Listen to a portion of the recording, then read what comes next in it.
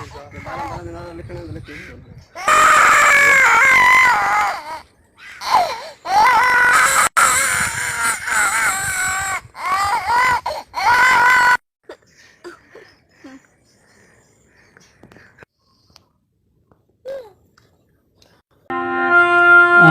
मस्जिदों की खबर नहीं, मुझे मंदिरों का पता नहीं। मुझे मस्जिदों की खबर नहीं, मुझे मंदिरों का पता नहीं। मेरी आजिज़ी को कबूल कर, मेरी आजिज़ी को कबूल कर, मुझे और दर्द मलाल दे। किसी दर्दमंद के काम आ, किसी डूबते को चाल दे। किसी दर्दमंद के काम आ, किसी डूबते को चाल दे।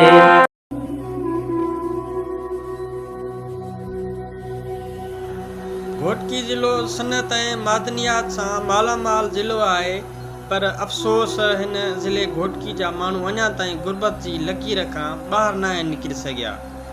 घोटकी ज़िले जे शहर यारो लुंड जे ॻोठ सचल लुंड में गुरबत सबबि 7 मासूम ॿारड़ा नाबीन ऐं माज़ूर बणिजी विया आहिनि। मोहम्मद इब्राहिम ऐं शाहिद हुसैन कबूल जा मासूम बचड़ा, जंहिंमें 13 सालनि जी न्याणी शकीला, 5 सालनि जी फौज़िया, 9 सालनि जो मुर्तज़ा, 6 सालनि जो शमन, 10 सालनि जो नादर, 8 सालनि जी साबरा, 6 साला इमाम अली गुरबत सबबि पंहिंजूं अखियूं ऐं ॼंघूं विञाए वेठा आहिनि। पर अफ़सोस हितां जा चूंडियल नुमाइंदा गहरी निंड में सुतल आहिनि। माज़ूरनि जे वालिदेन मोहम्मद इब्राहिम ऐं शाहिद हुसैन गबोल मीडिया सां ॻाल्हाईंदे चयो त मुतासिर पंहिंजा लुड़क लाणींदे असांजा बचड़ा ॼाए ॼम खां माज़ूर न आहिनि। पैदाश जे 1 साल बाद कमज़ोर थियण सां गॾु अखियुनि मां मोती पाणी शुरू थिए थो ऐं ॾिसंदे ई ॾिसंदे हू नाबीन ऐं ॼंघनि खां माज़ूर बणिजी वञनि था। असां वटि जेको कुझु हुयो असां विकिणी उन्हनि जो इलाजु करायो, पर हाणे असां वटि खाइण लाइ बि कुझु न आहे बचो। असांजे बचड़नि जो सरकारी ख़र्च ते इलाजु करायो वञे त हू बि घुमी फिरी ऐं पढ़ी लिखी सघनि।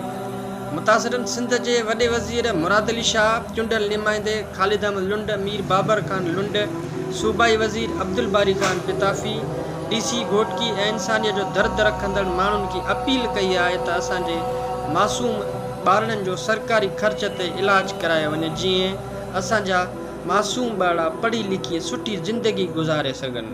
सचाई न्यूज़, मीर मंठार चना, खानपुर महल।